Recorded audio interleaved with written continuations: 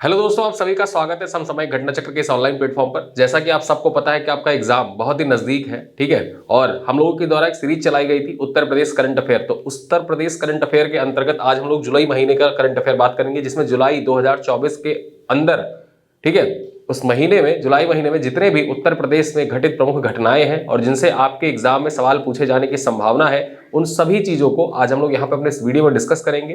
30 से 35 खबरें हैं जो आपके एग्जाम के दृष्टिकोण से इंपॉर्टेंट है। और ये वीडियो आपके लिए इंपॉर्टेंट क्यों हो जाता है, आपको पता है सीटों की संख्या बहुत ज्यादा है यूपी में इस बार, ठीक है। और एक एक नंबर के लिए फाइट होती है, तो एक एक नंबर की फाइट जो होती है, उन एक एक नंबर को भी इधर से उधर जाने नहीं देना है। इसी उद्देश्य को ध्यान में रखते हुए हमारे द्वारा बहुत सी सीरीज चलाई गई है संस्था के द्वारा एक रिवीजन सीरीज स्टार्ट की गई थी, ठीक है। उसमें आप लोगों ने भरपूर प्यार दिया। लगभग 2 दिन में उसको 20,000 प्लस लोगों ने देख लिया है अब तक। और उसके बाद हमारी एक करंट अफेयर एक्सप्रेस सीरीज चल रही है, जिसमें हम लोग राष्ट्रीय, अंतरराष्ट्रीय, वैज्ञानिक, आर्थिक सभी परिदृश्य पर चर्चा कर रहे हैं। आज हम लोग वैज्ञानिक परिदृश्य पर चर्चा करेंगे उस वीडियो में, ठीक है।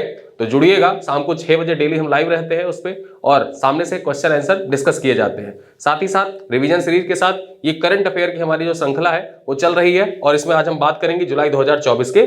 और ये हमारा एपिसोड नंबर कौन सा है? एपिसोड नंबर 7 है, ठीक है। तो आइए स्टार्ट करते हैं। उत्तर प्रदेश के जो महत्वपूर्ण करंट अफेयर है उन पे हम लोग चर्चा करते हैं। देखते हैं पहली खबर क्या है। जुलाई महीने में जो कैबिनेट के प्रमुख निर्णय हैं उन पे हम बात कर लेते हैं कि कैबिनेट द्वारा क्या निर्णय लिया गया, ठीक है, और आपके एग्जाम के दृष्टिकोण से कैसे इंपॉर्टेंट है ये। देखिए, सरकार ने स्पेशल इन्वेस्टमेंट रीजन एक्ट को लागू करने की मंजूरी प्रदान कर दी है, ठीक है। तो याद रखना, जुलाई 2024 में, ठीक है, सरकार द्वारा स्पेशल इन्वेस्टमेंट रीजन एक्ट को लागू करने की मंजूरी प्रदान कर दी गई है। यह आपका पहला पॉइंट है, आपके एग्जाम के लिए इंपॉर्टेंट है, एग्जाम के दृष्टिकोण से महत्वपूर्ण है, ठीक है, याद रखना इसे। अगला देखें, इस एक्ट को निर्माण, ठीक है, निर्माण nodal investment region for manufacturing act नाम दिया गया। क्या नाम दिया गया है? एग्जाम अगर जो पूछ ले कि स्पेशल इन्वेस्टमेंट रीजन एक्ट को उत्तर प्रदेश सरकार द्वारा क्या नाम दिया गया है, उसको नाम दिया गया है निर्माण। और निर्माण का पूर्ण रूप क्या है?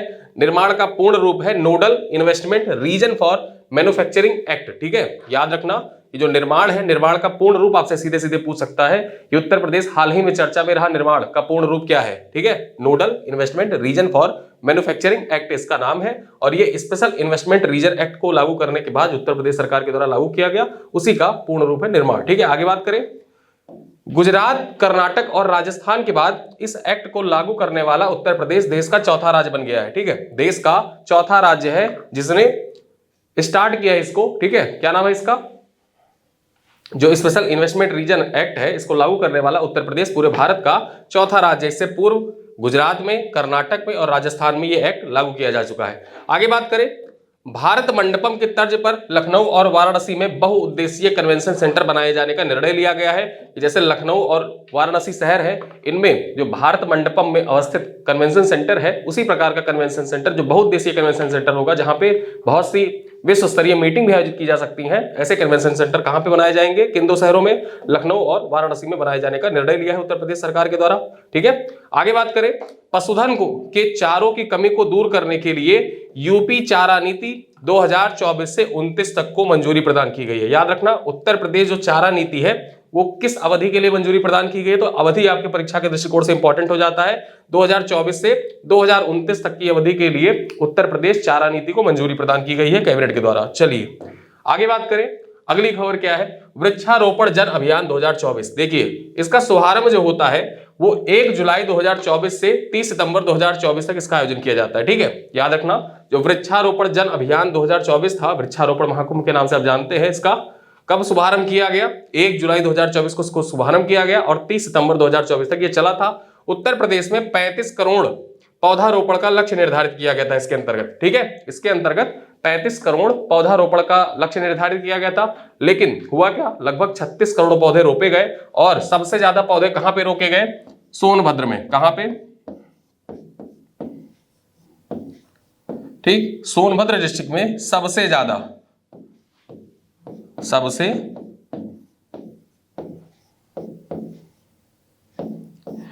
पौधे रोपे गए थे सोनभद्र में। तो आपके परीक्षा के दृष्टिकोण से महत्वपूर्ण है पूछा जाए वृक्षारोपण जन अभियान 2024 के अंतर्गत सबसे ज्यादा पौधारोपण किस जिले में किया गया?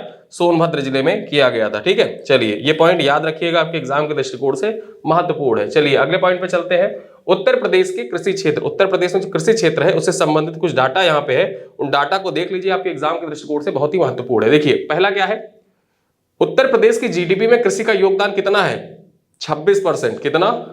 26% योगदान है कृषि क्षेत्र का। ठीक है, वहीं अगर हम बात करें प्रदेश में कृषि व संबंधित क्षेत्र का वृद्धि दर कितना है, जो कृषि और उनसे संबंधित क्षेत्र है उसका वृद्धि दर कितना है? 10% है। उत्तर प्रदेश में 10% है कृषि तथा उससे संबद्ध क्षेत्रों की वृद्धि दर।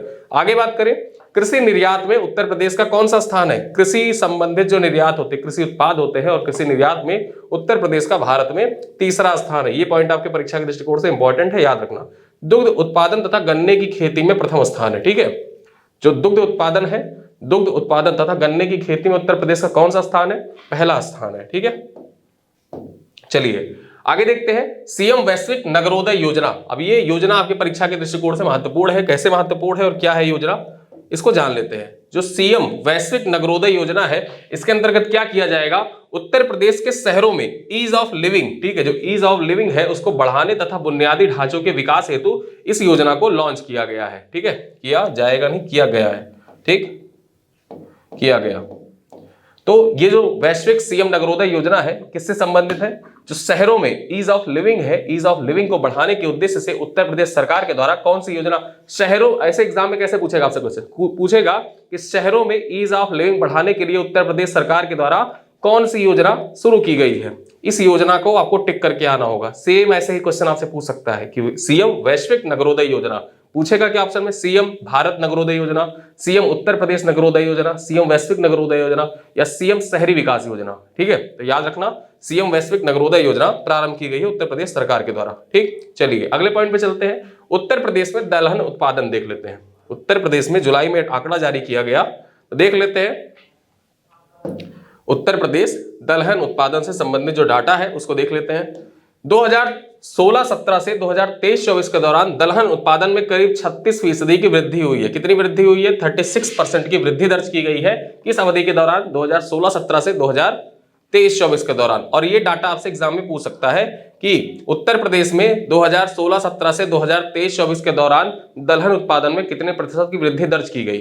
ठीक है, आपको टिक करके आओ ना, 36% की वृद्धि दर्ज की गई है। आगे देखें, उत्तर प्रदेश दलहन का सबसे बड़ा उत्पादक तथा उपभोक्ता राज्य है, किंतु अभी उपभोग का आधा ही होता है उत्पादन। ठीक है, जितना देखिए सबसे बड़ा उत्पादक, ठीक है, दलहन का सबसे बड़ा उत्पादक है और उपभोक्ता भी है, उपभोक्ता राज्य है, किंतु अभी उपभोग का आधा ही उत्पादन होता है। जितना हम उपभोग करते हैं ना उसका आधा ही उत्पादन उत्तर प्रदेश में हो पाता है। बुंदेलखंड के जिलों में आदर्श दलहन ग्राम विकसित किए जाएंगे। याद रखना, जो बुंदेलखंड के जिले, बुंदेलखंड से संबंधित जो जिले हैं ना, बुंदेलखंड वाले जिले, उनमें आदर्श दलहन ग्राम विकसित किया जाएगा। एग्जाम में पूछा जा सकता है निम्नलिखित में से किस क्षेत्र में आदर्श दलहन ग्राम विकसित किए जाएंगे? पूर्वांचल, बुंदेलखंड, पश्चिमांचल, मध्यांचल। टिक करके आना बुंदेलखंड के क्षेत्रों में। ठीक है, चलिए आगे देखते हैं।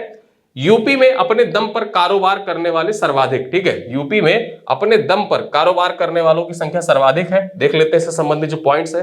राष्ट्रीय सर्वेक्षण के नवीनतम रिपोर्ट के अनुसार सर्वाधिक एकल व्यवसायी, मतलब अपने दम पर व्यवसाय करने वाले कहां पे है? उत्तर प्रदेश में है। ठीक है, सबसे अव्वल कौन सा राष्ट्र है, मतलब राज्य है? उत्तर प्रदेश है, जहां पे सबसे ज्यादा लोग ऐसे हैं जो एकल व्यवसायी हैं, खुद से व्यापार करते हैं, अपना उनका खुद का बिजनेस है और अपने दम पे बिजनेस है। ठीक है, पहले नंबर पे उत्तर प्रदेश है, दूसरे नंबर पे बात करें पश्चिम बंगाल है और तीसरे नंबर पे महाराष्ट्र है। ठीक है, तो यहाँ पे सर्वाधिक एकल व्यवसायी कहां पे?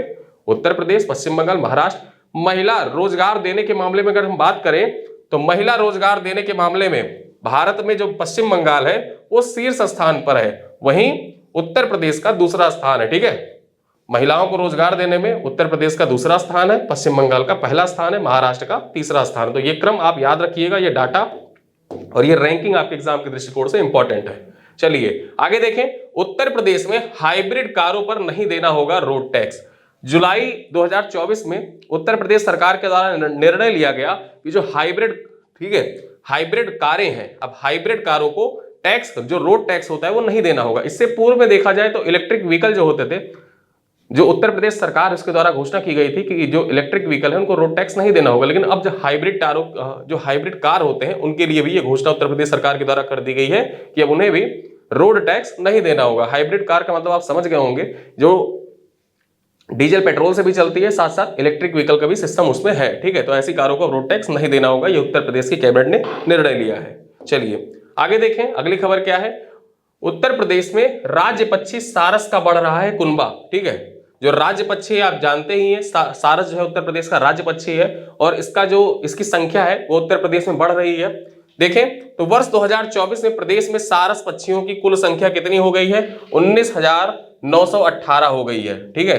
आंकड़े जो सर्वे हुआ था, एक सर्वे किया गया राज्य पक्षी जो है उसके राज्य पक्षी के लिए एक सर्वे किया गया कि कितने राज्य पक्षी हैं, तो उनकी गणना की गई तो 19,918 सारस उत्तर प्रदेश में वर्तमान में है 2024 में। सर्वाधिक सारस किस जिले में है, जिलों की संख्या देख लें तो सबसे ज्यादा सारस जो है इटावा में है। लायन सफारी भी इटावा में है और सर्वाधिक सारस कहां पे है, इटावा जिले में है। संख्या कितनी, लगभग 3,289 सारस इटावा में पाए गए। उसके बाद मैनपुरी दूसरे नंबर पर है, ठीक है, 2945 सारस यहाँ पे, और शाहजहांपुर तीसरे स्थान पर है, 1212 सारस यहाँ पे पाए गए जो जनगणना हुई थी, ठीक है।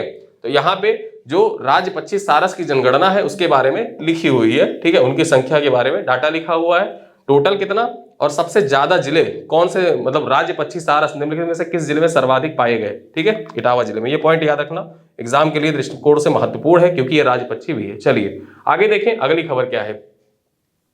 उत्तर प्रदेश आम महोत्सव 2024, उत्तर प्रदेश में आम महोत्सव 2024 का आयोजन किया गया। कहां पे किया गया ये देख लेते हैं। 12 से 14 जुलाई 2024 तक इसका आयोजन किया गया। कहां पे, अवध शिल्प विहार, अवध शिल्प विहार जो लखनऊ में पड़ता है, अवध शिल्प विहार, यहां पर इसका आयोजन किया गया। उत्तर प्रदेश आम महोत्सव का शुभारंभ मुख्यमंत्री योगी आदित्यनाथ के द्वारा लखनऊ में किया गया। अब यहां पे मैं कुछ चीजें और बता देता हूं। मैंगो पार्क की स्थापना उत्तर प्रदेश में की जाएगी। उत्तर प्रदेश के लखनऊ में मैंगो पार्क स्थापित किया जाएगा। मलिहाबादी आम आप जानते ही हैं, फेमस है। उसके बाद अगर हम देखें तो मैंगो म्यूजियम की स्थापना की जाएगी। किसकी, मैंगो म्यूजियम, ठीक, मैंगो म्यूजियम की स्थापना कहां पे की जाएगी, इसकी स्थापना जो है वो भी लखनऊ में की जाएगी। देश का पहला मैंगो म्यूजियम कहां पे स्थापित किया जाएगा, उत्तर प्रदेश की राजधानी लखनऊ में देश का पहला मैंगो म्यूजियम स्थापित किया जाएगा। चलिए अगली खबर पे चलते हैं। सतत विकास लक्ष्य भारत सूचकांक 2023-24, इससे संबंधित जो डाटा है वो देख लीजिए, आपके परीक्षा के दृष्टिकोण से महत्वपूर्ण है और ये एग्जाम में पूछा जा सकता है, ठीक है। नीति आयोग द्वारा जारी ये चौथा संस्करण है। इस बार जो सतत विकास लक्ष्य सूचकांक जारी किया गया वो चौथा संस्करण है। यहाँ पे देखिए उत्तर प्रदेश परिदृश्य के साथ साथ में जो राष्ट्रीय परिदृश्य है उसके डाटा भी चर्चा किए गए हैं। देखिए चौथा संस्करण है। सर्वोच्च राज्य की बात कर लें कि कौन सा राज्य सर्वोच्च स्थान पर रहा, तो उसमें केरल और उत्तराखंड संयुक्त रूप से प्रथम स्थान पर रहे। उसके बाद दूसरा स्थान तमिलनाडु का, तीसरा स्थान देखें, तीसरे नंबर मतलब तीसरे कौन रहा, गोवा रहा। आगे कौन रहा चौथे पे, तो हिमाचल प्रदेश रहा। आपको शीर्ष याद रखना है कि सर्वोच्च राज्य शीर्ष कौन रहा, केरल और उत्तराखंड संयुक्त रूप से पहले स्थान पर रहे। उत्तर प्रदेश को 67 अंक, ठीक है, बिहार को 57 अंक के साथ निम्नतम स्थान प्राप्त हुआ। जो उत्तर प्रदेश है उसको निम्नतम स्थान प्राप्त हुआ है। अगर हम बात करें केंद्र शासित प्रदेशों में चंडीगढ़ 77 अंकों के साथ प्रथम स्थान पर रहा, ठीक है। यूटी की अगर हम बात करें तो जो चंडीगढ़ है वो 77 अंकों के साथ प्रथम स्थान पर रहा। वहीं पे भारत का कुल एसडीजी स्कोर देख लें कि भारत का, ठीक है, ओवरऑल एसडीजी स्कोर कितना था, तो 71 इसका स्कोर था। एसडीजी स्कोर 2018 में कितना था, तो 2018 में 57 था, ठीक है। जब पहला संस्करण जारी किया गया था तो 57 था। इस बार चौथा संस्करण जारी किया गया और देखा गया कि यहाँ पे एसडीजी स्कोर भारत का कितना है, 71 है, ठीक है। तो यहाँ पे सतत विकास लक्ष्य के बारे में जान लिया। उत्तर प्रदेश और बिहार निम्नतम है। उत्तर प्रदेश का स्कोर याद रखना कितना है, 67 है, और बिहार का स्कोर कितना है, 57 है। और यूपी बिहार जो भी बीपीएससी देने जा रहे हैं इस वीडियो को देख के जाइए। चलिए आगे देखें। एसडीजी इंडिया इंडेक्स 2024 में उत्तर प्रदेश के बारे में स्पेसिफिक जो है चीजें वो जान लेते हैं। उत्तर प्रदेश कुल 67 स्कोर्स के साथ फ्रंट रनर की श्रेणी में रहा, ठीक है। किस श्रेणी में, फ्रंट रनर की श्रेणी में उत्तर प्रदेश को रखा गया। विगत सूचकांक की तुलना में स्कोर में 7 अंकों की बढ़ोतरी दर्ज की गई है, ठीक है। पिछले साल जो स्कोर जारी किया गया था उसमें यूपी का स्कोर 60 था, ठीक 60 था, इस बार कितना हो गया, 60 से बढ़कर 67 हो गया, 7 अंकों की वृद्धि दर्ज की गई है।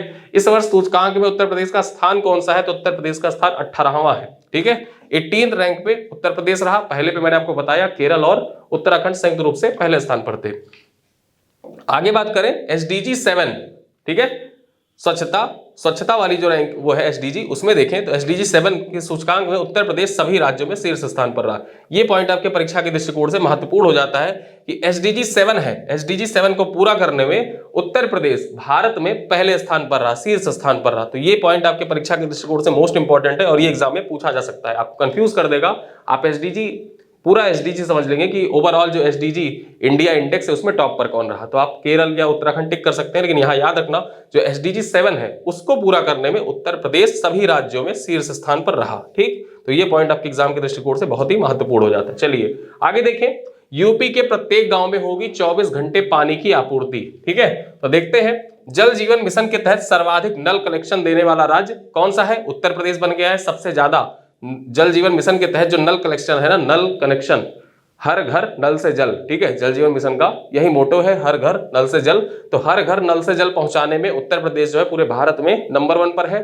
जल जीवन मिशन के तहत प्रत्येक गांव में 24 घंटे पानी की आपूर्ति करने वाला पहला राज्य होगा उत्तर प्रदेश। ठीक है, 24 घंटे पानी की आपूर्ति करने वाला पहला राज्य उत्तर प्रदेश बन गया है, जो हर गांव में, ठीक, प्रत्येक गांव में 24 घंटे पानी की आपूर्ति करेगा, और ऐसा करने वाला उत्तर प्रदेश भारत का पहला राज्य बन गया है। चलिए आगे देखें, मासिक उपभोग व्यय के मामले में अमीरी गरीबी का अंतर बढ़ गया है। ठीक है, सांख्यिकी और कार्यक्रम कार्यान्वयन मंत्रालय के आंकड़े के अनुसार देखा जाए तो गांव के मुकाबले शहरों में 61% अधिक मासिक उपभोग व्यय। ठीक है, आगे बात करें 2011-12 में गांव शहर के मध्य उपभोक्ताओं का अंतर 84% था। ठीक है, 84% था। अब आगे बात कर लें, उत्तर प्रदेश में शहर और गांव के बीच मासिक उपभोग व्यय में 58% का अंतर। अगर वर्तमान में देखा जाए जो मासिक उपभोग होता है शहरों में और गांव में, ठीक, जितना आप शहरों में खर्च करते हैं, शहरों में उपभोग करते हैं, उतना आप गांव में उपभोग करते हैं, तो उसका जो अंतर निकाला गया, देखा गया 58% का दोनों के बीच में अंतर है, अंतराल है। तो यहाँ पे जो अंतराल है, ये पॉइंट आपके परीक्षा के दृष्टिकोण से इंपॉर्टेंट हो जाते हैं। कितना अंतर है उत्तर प्रदेश में शहरों और गांव के बीच मासिक उपभोग के मामले में, तो मासिक उपभोग के मामले में 58% व्यय है। और ये आंकड़ा किसके अनुसार जारी किया गया, तो जो सांख्यिकी एवं कार्यक्रम कार्यान्वयन मंत्रालय है उसके द्वारा यह आंकड़ा जारी किया गया था। ठीक है, चलिए अगले पॉइंट पे चलते हैं।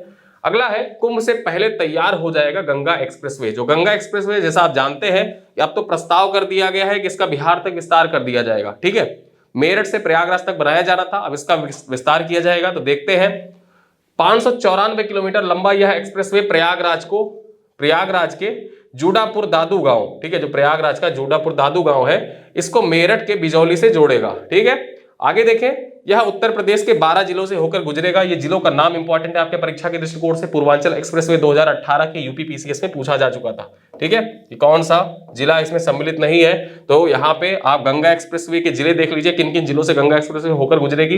एग्जाम में पूछ सकता है निम्नलिखित में से किस जिले से होकर नहीं गुजरेगी। तो सबसे पहले प्रयागराज, फिर प्रतापगढ़, फिर रायबरेली, उन्नाव, हरदोई, शाहजहांपुर, बदायूं, संभल, अमरोहा, बुलंदशहर, हापुड़ और मेरठ। तो ये 12 जिले हैं जिन जिलों से होकर गंगा एक्सप्रेसवे गुजरेगी।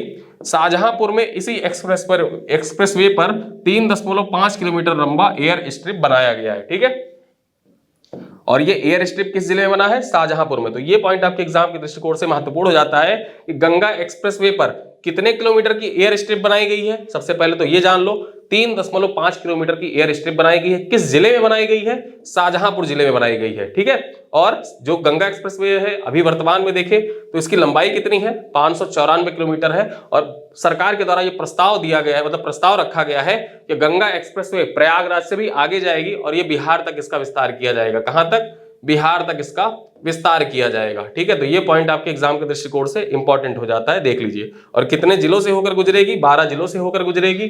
ठीक, 12 जिलों से होकर गुजरेगी।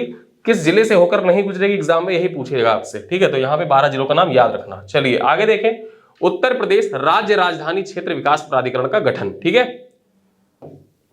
यूपी सीएम योगी आदित्यनाथ की कैबिनेट ने इसके गठन को मंजूरी प्रदान कर दी है। ठीक है, जुलाई माह में अगर देखा जाए तो जो यूपीएससीआर, जैसे एनसीआर है ना, ठीक है, एनसीआर में दिल्ली के आसपास के कुछ जो राज्य मतलब दिल्ली के आसपास के राज्यों के कुछ जिलों को मिलाकर एनसीआर का गठन किया गया। सेम उसी कॉन्सेप्ट पे यूपीएससीआर का गठन किया जा रहा है कि लखनऊ पे, जैसे लखनऊ राजधानी है और राजधानी पर बहुत ज्यादा बोझ होता है, तो उसके बोझ को कम करने के लिए आसपास के जिलों के मिला के यूपीएससीआर का गठन किया जा रहा है। अब उस एससीआर में कौन कौन से जिले शामिल होंगे? 6 जिले शामिल होंगे, ठीक है। अब वो 6 जिले कौन कौन से हैं? लखनऊ, हरदोई, सीतापुर, उन्नाव, रायबरेली और बाराबंकी, ठीक है। तो ये 6 जिले जो है ये इसमें सम्मिलित हैं। इन 6 जिलों का नाम याद रखना, एग्जाम में आपसे पूछेगा कि निम्नलिखित में से कौन सा जिला सम्मिलित नहीं है, ठीक है। वहां पे ऑप्शन में दे देगा कानपुर। कानपुर को पहले हो रहा था, जब विचार किया जा रहा था तो इसमें 8 जिलों को शामिल किया जा रहा था कि कानपुर को भी शामिल कर लिया जाएगा, लेकिन कानपुर को अंततः शामिल नहीं किया गया। यूपीएससीआर जो है, यूपीएससीआर में कुल कितने जिले हैं? 6 जिले हैं। और जो यूपीएससीआर है, ठीक है, तो यूपीएससीआर के जो अध्यक्ष होंगे, अध्यक्ष कौन होंगे? तो सीएम उसके अध्यक्ष होंगे। और वहीं जो यूपीएससीआर उसका मुख्यालय कहां पे होगा? तो मुख्यालय लखनऊ में होगा, ठीक है। लखनऊ में मुख्यालय होगा। 9 सदस्य होंगे और प्रत्येक जिले के, जो ये 6 जिले हैं, 6 जिलों के जो डीएम होंगे सदस्य के तौर पर यूपीएससीआर में होंगे, ठीक है।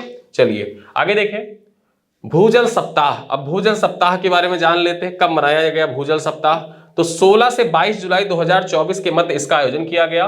वहीं देखें, भूजल संसाधनों की सुरक्षा, संरक्षण, प्रबंधन एवं नियमन किए जाने के उद्देश्य में से Uttar Pradesh ground water management regulator act 2019 लागू किया गया। तो यहाँ पे जो Uttar Pradesh ground water management regulation act था उसको कब लागू किया गया? एग्जाम में आपसे पूछा जा सकता है। तो याद रखना, भूजल संसाधनों की सुरक्षा, संरक्षण, प्रबंधन एवं नियमन किए जाने के उद्देश्य से Uttar Pradesh ground water management and regulation act 2019 में लागू किया गया था। और ये एग्जाम के लिए बहुत ही महत्वपूर्ण हो जाता है, आपके एग्जाम के दृष्टिकोण से इंपॉर्टेंट है, पूछ सकता है आपसे एग्जाम में कि कब लागू किया गया था। 2019 में लागू किया गया था। चलिए अगला पॉइंट देखते हैं, पीएम श्री स्कूल से संबंधित कुछ पॉइंट्स हैं, उनको देख लेते हैं।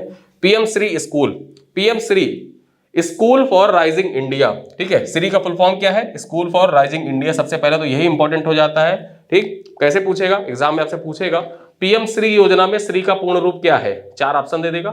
श्री का पूर्ण रूप जाने रहो, स्कूल फॉर राइजिंग इंडिया, ठीक है। तो पीएम श्री योजना 2022 में शुरू की गई थी। पूछ सकता है कब शुरू की गई थी?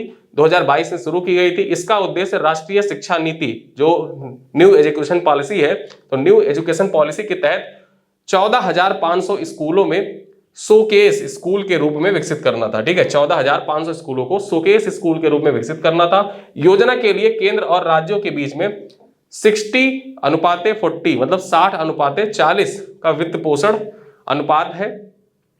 उत्तर पूर्वी और हिमालयी राज्यों के लिए यह अनुपात 90:10 है, मतलब 90 और 10 का अनुपात है, रेशियो है। आगे देखें, योजना का उद्देश्य स्कूल में ड्रॉप आउट दर को कम करना, शिक्षकों के अच्छी शिक्षा अनुपात सुनिश्चित करना और नवाचार आधारित शिक्षा पद्धतियों को लागू करना है, ताकि वे राष्ट्रीय शिक्षा नीति के तहत लक्ष्यों को पूरा कर सके और अन्य स्कूलों के लिए उदाहरण प्रस्तुत कर सके, ठीक है। अब उत्तर प्रदेश को देखा जाए तो सबसे ज्यादा पीएम श्री स्कूल कहां पे?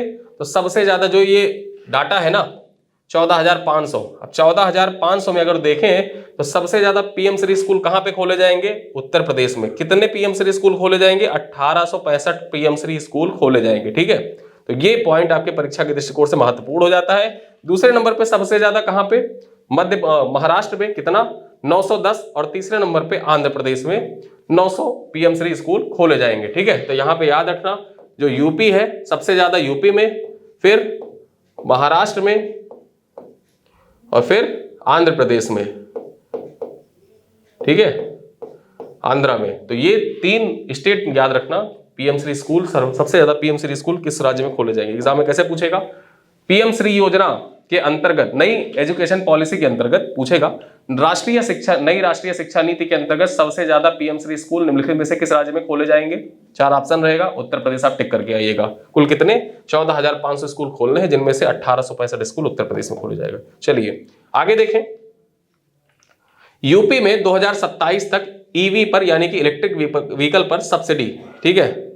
देखते हैं इससे संबंधित क्या चीजें हैं। 2030 तक उत्तर प्रदेश 100% सरकारी इलेक्ट्रिक वाहनों के इस्तेमाल करने वाला पहला राज्य बन जाएगा, ऐसा लक्ष्य निर्धारित किया गया है, ठीक है। अब देखिए वो लक्ष्य कहां तक पूरा हो पाता है। सरकार के द्वारा क्या लक्ष्य रखा गया है कि जो भी सरकारी वाहन है ना, ठीक है, उत्तर प्रदेश सरकार के जो सरकारी वाहन है, तो 2030 तक उत्तर प्रदेश के 100% सरकारी इलेक्ट्रिक वाहनों का इस्तेमाल करने वाला पहला राज्य बन जाएगा। हाल ही में उत्तर प्रदेश सरकार ने हाइब्रिड वाहनों पर रोड टैक्स भी माफ कर दिया है, ठीक है, और सब्सिडी प्रदान कर रहा है उत्तर प्रदेश इलेक्ट्रिक वाहनों पर। तो 2027 तक इलेक्ट्रिक वाहनों पर सब्सिडी प्रदान कर रहा है उत्तर प्रदेश, ठीक। तो यहाँ पे 2 पॉइंट याद रखना, 2027 तक सब्सिडी प्रदान कर रहा है। 2030 तक उत्तर प्रदेश सरकार का लक्ष्य है कि यहाँ के जितने भी इलेक्ट्रिक वाहन है, जो सरकारी वाहन है, ठीक है, मतलब जो भी सरकारी वाहन है उनको इलेक्ट्रिक वाहन में कन्वर्ट किया जाएगा। साथ ही हाइब्रिड, ठीक है, हाइब्रिड जो वाहन है उनको रोड टैक्स फ्री कर दिया, उससे पहले इलेक्ट्रिक वाहनों को रोड टैक्स फ्री कर रखा है उत्तर प्रदेश सरकार ने। चलिए आगे देखें, मुख्यमंत्री निराश्रित गोवंश सहभागिता योजना, महत्वपूर्ण योजना है आपके परीक्षा के दृष्टिकोण से,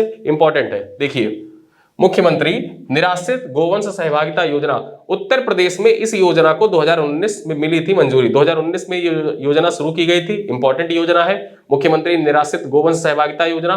कुपोषित परिवार को दुधारू निराश्रित गोवंश दिए जाते हैं और प्रतिमाह गोवंश को, ठीक, 1500 रुपए की धनराशि प्रदान की जाती है।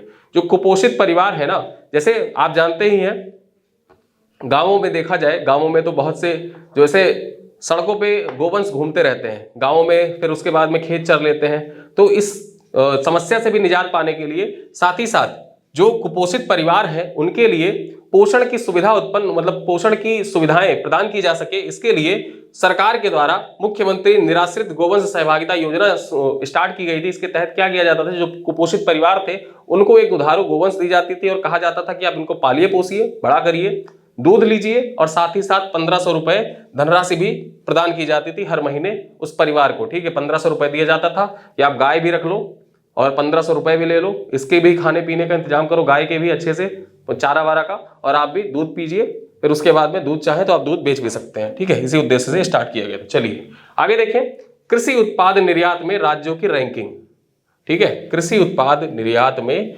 राज्यों की रैंकिंग देख लेते हैं। तो agriculture and processed food product expert development authority द्वारा यह रिपोर्ट जारी की गई है। कृषि निर्यात में सर्वोच्च राज्य कौन सा है? गुजरात पहले स्थान पर है, महाराष्ट्र दूसरे स्थान पर और उत्तर प्रदेश का तीसरा स्थान है, ठीक है। वर्ष 2023 में उत्तर प्रदेश का 5वें स्थान पर था। वर्ष 2023 में यूपी जो था वो कृषि निर्यात में 5वें स्थान पर था। लेकिन बात की जाए तो agriculture and processed food product expert development authority द्वारा जो रिपोर्ट जारी की गई है उसमें गुजरात पहले स्थान पर, महाराष्ट्र दूसरे स्थान पर, उत्तर प्रदेश का तीसरा स्थान है, ठीक है। सबसे अधिक फल और सब्जियों का निर्यात में 475% की वृद्धि दर्ज की गई, मतलब सबसे ज्यादा जो निर्यात किए गए हैं कृषि अंतर्गत उसमें फल और सब्जियों का निर्यात किया गया है और इसमें कितनी वृद्धि दर्ज की गई है? 475% की वृद्धि देखी गई है, ठीक है। तो याद रखना, कृषि उत्पाद निर्यात में राज्यों की रैंकिंग है, उत्तर प्रदेश का तीसरा स्थान वर्ष 2024 में, 23 में कौन सा था? 5वां स्थान था। चलिए आगे देखें, पीएम स्वनिधि, जो पीएम स्वनिधि योजना है उसके क्रियान्वयन में जून 2022 से शुरू की गई थी पीएम स्वनिधि योजना, ठीक है। इसके क्रियान्वयन की रैंकिंग देख लें। अब ये रैंकिंग आपके एग्जाम के दृष्टिकोण से इंपॉर्टेंट हो जाती है। इसमें कुछ यूपी के जो जिले हैं उनको भी सम्मिलित किया गया है, साथ ही साथ देखते हैं क्या क्या खास है इसमें। तो बड़े राज्यों में देखा जाए पीएम स्वनिधि योजना को लागू करने में मध्य प्रदेश का पहला स्थान है, आंध्र प्रदेश का दूसरा स्थान है, पंजाब का तीसरा स्थान है। छोटे राज्यों की बात कर लें, ठीक है, तो लद्दाख जो है वो शीर्ष स्थान पर है, वहीं पर पुदुचेरी जो है वो दूसरे स्थान पर है। असाधारण प्रदर्शन की कसौटी जो है, असाधारण प्रदर्शन करने वाले, जो पीएम स्वनिधि योजना है उसमें असाधारण प्रदर्शन करने वाले में शीर्ष कौन सा है?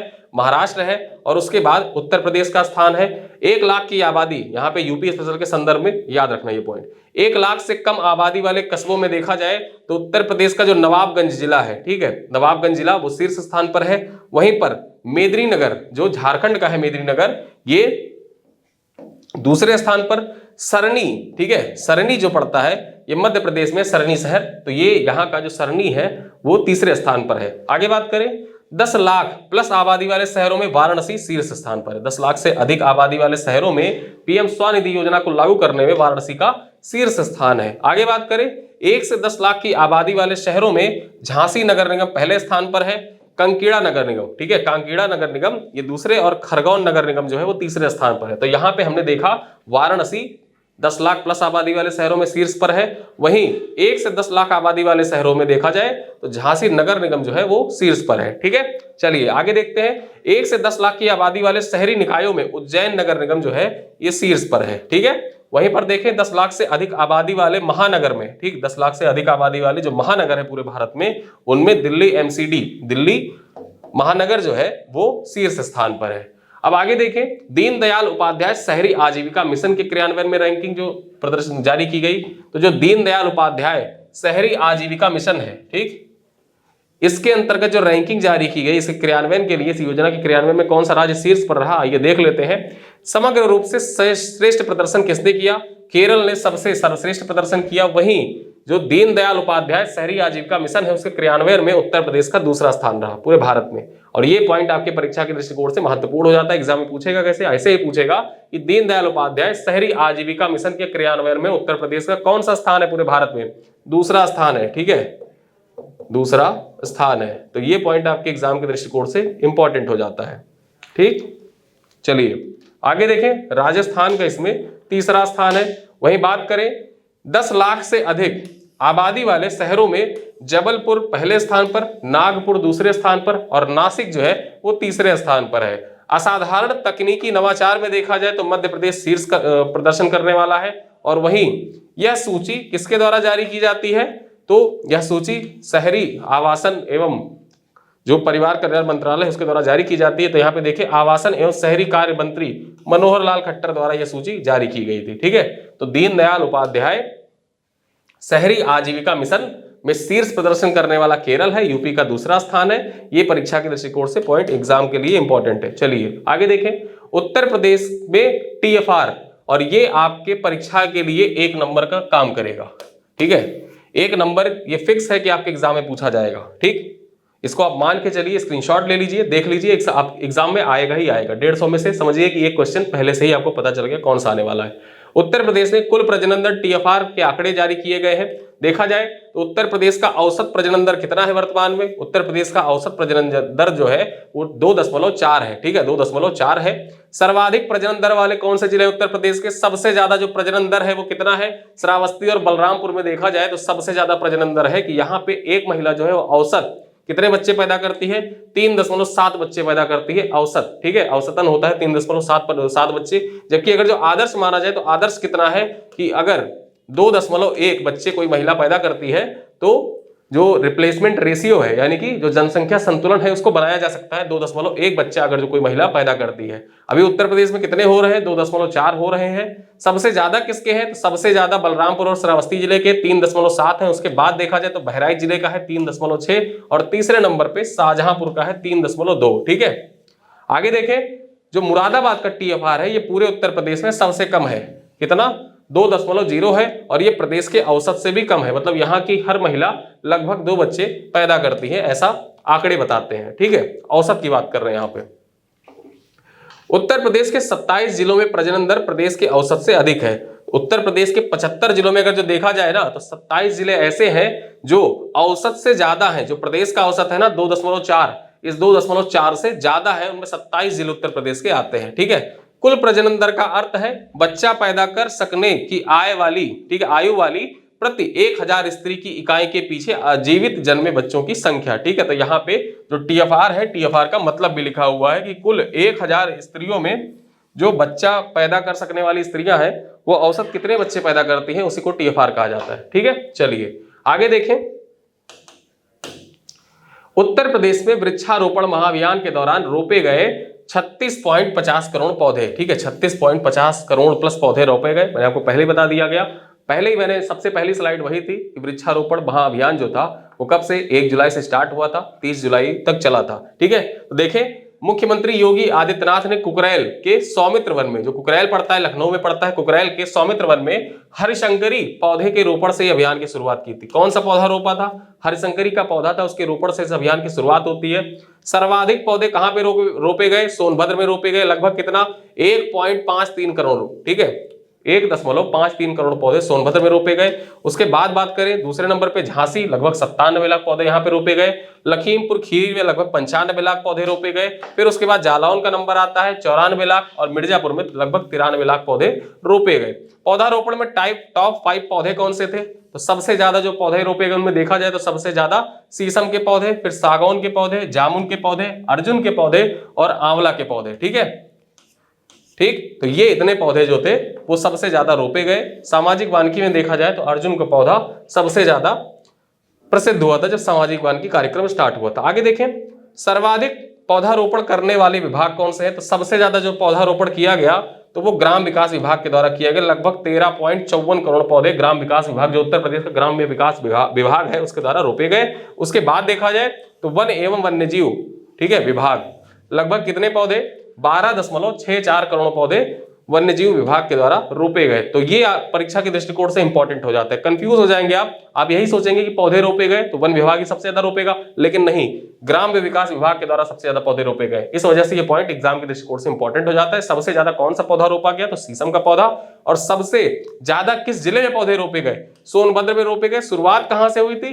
तो कुकरैल के सौमित्र वन से हरिशंकरी के पौधा रोपने के साथ इस अभियान की शुरुआत हुई थी। ठीक है, आगे बात करें, 2017 में 5.7 करोड़ पौधों के साथ यह शुरू हुआ था। यह अभियान 7 वर्षों में अगर जो देखा जाए तो अब तक कुल कितने पौधे रोपे जा चुके हैं? 7 वर्षों में 168 करोड़ पौधे अब तक लगाए जा चुके हैं। ठीक है, 7 वर्षों में 168 करोड़ पौधे लगाए जा चुके हैं। इस बार कितने लगाए? 36.50 करोड़ प्लस पौधे लगाए गए।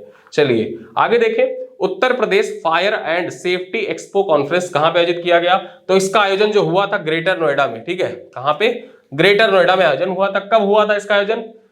24-25 जुलाई 2024 को ग्रेटर नोएडा में Uttar Pradesh fire and safety expo and conference के तीसरे संस्करण का आयोजन किया गया। आपके परीक्षा के दृष्टिकोण से कॉन्फ्रेंस इंपॉर्टेंट है, एग्जाम में आपसे पूछा जा सकता है, देख लीजिए इसको। ठीक है, चलिए आगे बात करें। देश की अदालतों में लंबित है 5 करोड़ से अधिक मामले। ठीक है, 5 करोड़ से अधिक मामले लंबित हैं देश की अदालतों में। वहीं बात करें सर्वोच्च न्यायालय में 84,000, ठीक है, 45 मामले। उच्च न्यायालय में 60,000, उच्च न्यायालय में कितना दर्ज है? 60 लाख, ठीक है, 60,11,678 मामले। और सर्वाधिक जो है मामले कहां पे दर्ज है? स्थानीय न्यायालयों में दर्ज है। कितना? 4,53,51,913 केस लंबित है। ठीक है, उत्तर प्रदेश में सबसे ज्यादा केस लंबित है। ठीक, पूरे भारत में अगर जो बात करें लगभग 5 करोड़ मामले लंबित है केस कोर्ट में। और उनमें नंबर 1 पर कौन है? सबसे ज्यादा कहां पे लंबित है? किस राज्य में लंबित है? उत्तर प्रदेश में लंबित है सबसे ज्यादा मामले। संख्या कितनी है इनकी? तो 1.18 करोड़ मामले जो है उत्तर प्रदेश में लंबित हैं। ये डाटा का प्रयोग प्रीलिम्स में अगर जो पूछा जाता है तो वहां कर सकते हैं। साथ ही साथ जब न्यायिक सुधार से संबंधित क्वेश्चन आपसे पूछा जाए मुख्य परीक्षा में तो वहां भी आप इस डाटा का उपयोग कर सकते हैं। ठीक है, चलिए आगे देखें, उत्तर प्रदेश के सभी 75 जिलों के लिए हीट वेव थ्रेशहोल्ड स्थापित किया जाएगा। तो भारतीय मौसम विभाग के अनुसार जब तापमान सामान्य से 4.5 डिग्री सेल्सियस और 6.4 डिग्री सेल्सियस के बीच बढ़ता है तो इसे हीट वेव कहा जाता है। और इसी के लिए क्या किया जाएगा? उत्तर प्रदेश के सभी 75 जिलों में हीट वेव थ्रेशहोल्ड स्थापित किया जाएगा। ठीक है, heat wave threshold Uttar Pradesh के कितने जिलों में स्थापित किया जाएगा? 75 जिलों में स्थापित किया जाएगा। ठीक, चलिए अगले पॉइंट पे चले। उत्तर प्रदेश T20 लीग की नीलामी में भुवनेश्वर कुमार सबसे महंगे खिलाड़ी के रूप में बिके हैं। ठीक है, जुलाई 2024 में नीलामी हुई थी। जो उत्तर प्रदेश T20 लीग, जैसे IPL होता है ना, उसी प्रकार उत्तर प्रदेश T20 लीग का आयोजन किया जाता है। और उत्तर प्रदेश T20 लीग में सबसे महंगे खिलाड़ी के रूप में कौन बिके? तो भुवनेश्वर कुमार, जो भारतीय, ठीक है, भारतीय बॉलर है भारतीय टीम के। वहीं भुवनेश्वर कुमार को खरीदा किसने? लखनऊ फाल्कन्स ने खरीदा था। ठीक है, कितने में? 30.25 लाख रुपए में लखनऊ फाल्कन्स ने भुवनेश्वर कुमार को खरीदा था। और इस प्रकार T20 Uttar Pradesh T20 league में सबसे महंगे खिलाड़ी के रूप में ये बिके थे। वहीं आगे बात करें, शिवम मावी को काशी रुद्राज ने 20.50 लाख रुपए, ठीक, 20.50 लाख रुपए में खरीदा था। तो यहाँ पे जो नीलामी हुई थी उसके बारे में आपको पता चल गया। मेरठ मैवरिक्स ने इस चीज को जीत लिया था। जो ये उत्तर प्रदेश T20 लीग हुआ था, इस लीग को किसने जीता था? तो मेरठ ने जीता था। ठीक है, मेरठ ने जीता था। 75 मिनट में 75 जिलों के बारे में जो मैंने आपको वीडियो बनाया था, उस वीडियो में इस चीज को बताया था कि मेरठ मैवरिक्स ने जीता था। किसको हरा के? कानपुर को हरा के। ठीक है, कानपुर को पराजित कर मेरठ मैवरिक्स ने उत्तर प्रदेश T20 लीग जीत लिया था। सबसे महंगे खिलाड़ी कौन? तो भुवनेश्वर कुमार। किसने खरीदा था? लखनऊ फाल्कन्स ने खरीदा था। दूसरे सबसे महंगे खिलाड़ी कौन? शिवम मावी। किसने खरीदा? काशी रुद्राज ने 20.50 लाख में खरीदा था। चलिए आगे बात करें, अनाथ बच्चों को सहायता देने में वाराणसी जनपद जो है वो अव्वल है। ठीक है, उत्तर प्रदेश सरकार की एक योजना है स्पॉन्सरशिप योजना। ठीक है, इस स्पॉन्सरशिप योजना के तहत अनाथ बच्चों जिनके माता पिता या कोई नहीं है को 4,000 रुपए मासिक आर्थिक सहायता देती है। इस योजना के तहत 18 वर्ष तक के बच्चों को आर्थिक मदद प्रदान की जाती है। ठीक है, मतलब ये चीज जानिए कैसे, स्पॉन्सरशिप योजना, अगर जो कोई अनाथ बच्चा है आप उसे गोद लेते हैं तो उत्तर प्रदेश सरकार हर महीने उस बच्चे के पीछे 4,000 रुपए आपको प्रदान करेगी, 4,000 रुपए आपको देगी ताकि आप उस बच्चे की अच्छे से देख रेख करें, ठीक है। और 18 साल की आयु तक ये 4,000 रुपए प्रदान किए जाएंगे। और इस योजना के कार्यान्वयन में बात करें तो कौन सा जिला अव्वल है? वाराणसी जिला शीर्ष पर है पूरे उत्तर प्रदेश में, ठीक है। तो याद रखना, ये आपकी परीक्षा के दृष्टिकोण से इंपॉर्टेंट हो जाता है। चलिए आगे बात करें, दिव्यांग जिया राय इंग्लिश चैनल को पार करने वाली दुनिया की सबसे कम उम्र की और सबसे तेज पैरा तैराक बन गई है। तो जिया राय जो है इस सबसे तेज पैरा तैराक बन गई है जिन्होंने इंग्लिश चैनल को पार किया है और सबसे कम उम्र की है। ऑटिज्म स्पेक्ट्रम डिसऑर्डर से पीड़ित 16 वर्षीय जिया राय का संबंध उत्तर प्रदेश के आजमगढ़ जिले से है, ठीक है। उत्तर प्रदेश के किस जिले से संबंधित है जिया राय? आजमगढ़ जिले से संबंधित है। जिया ने 17 घंटे 25 मिनट में 34 किलोमीटर की दूरी वाली इंग्लिश चैनल को पार किया था। कितने समय में? 17 घंटे 25 मिनट में 34 किलोमीटर के इंग्लिश चैनल को पार करने वाली जिया राय जो है ये दुनिया की सबसे कम उम्र की और सबसे तेजी से तैरने वाली, जो इंग्लिश चैनल है उसको सबसे तेजी से पार करने वाली पैरा तैराक है। चलिए आगे बात करें, महिला अपराधों के निस्तारण में उत्तर प्रदेश प्रथम स्थान पर है, ठीक है। ई प्रोसिक्यूशन में भी उत्तर प्रदेश देश में प्रथम स्थान पर है। महिला और बाल अपराध संबंधी अभियोगों के निस्तारण में उत्तर प्रदेश देश में प्रथम स्थान पर है, ठीक है। तो जो ई प्रोसिक्यूशन है ना, जैसे आप ऑनलाइन, ठीक, ऑनलाइन कोई चीज दायर करते हैं तो उससे संबंधित जो ई प्रोसिक्यूशन होता है उसमें उत्तर प्रदेश का देश में पहला स्थान है। साथ ही साथ महिलाओं और बाल अपराध संबंधी अभियोगों के निस्तारण में, महिलाओं से संबंधित जो अपराध होते हैं और बच्चों के साथ जो अपराध होते हैं उनके निस्तारण में उत्तर प्रदेश का पूरे भारत में पहला स्थान है। तो ये दो डाटा आप एग्जाम के दृष्टिकोण से याद रखिएगा, ठीक है। तो यहाँ पे जुलाई महीने का जो महत्वपूर्ण करंट अफेयर था उन सभी करंट अफेयर को हमने चर्चा कर ली अपने इस वीडियो में। और क्वेश्चन आंसर का जो सेशन है वो हमारा लगातार चल रहा है, उस क्वेश्चन आंसर के सेशन को आप अटेम्प्ट करिएगा। उसके साथ में होगा क्या कि यूपी स्पेशल का जब होगा, जो हमारी लास्ट क्लासेस में होगी, उस यूपी स्पेशल के बैच में हम लोग जितने भी उत्तर प्रदेश से संबंधित करंट अफेयर है पिछले 1 साल के, उन सभी को एक साथ कंपाइल करके पूछ लेंगे, जिससे होगा क्या कि आपका साथ ही साथ उत्तर प्रदेश का रिवीजन हो जाएगा और यूपी का जो कंटेंट है करंट अफेयर का, वो कंटेंट आपको यहाँ से मिल जाएगा, क्वेश्चन आपको वीडियो क्लासेस से मिल जाएंगे जो हमारी सीरीज चल रही है करंट अफेयर एक्सप्रेस से, ठीक है। तो इसी के साथ मिलते हैं अगले वीडियो में। वीडियो को अपने दोस्तों के साथ साझा करिएगा, वीडियो पसंद आए तो लाइक जरूर करिएगा और अपना फीडबैक कमेंट में जरूर लिखिएगा। मैं व्यक्तिगत रूप से आपके हर कमेंट को पढ़ता हूं, ठीक है। मिलते हैं अगले वीडियो में, तब तक के लिए धन्यवाद।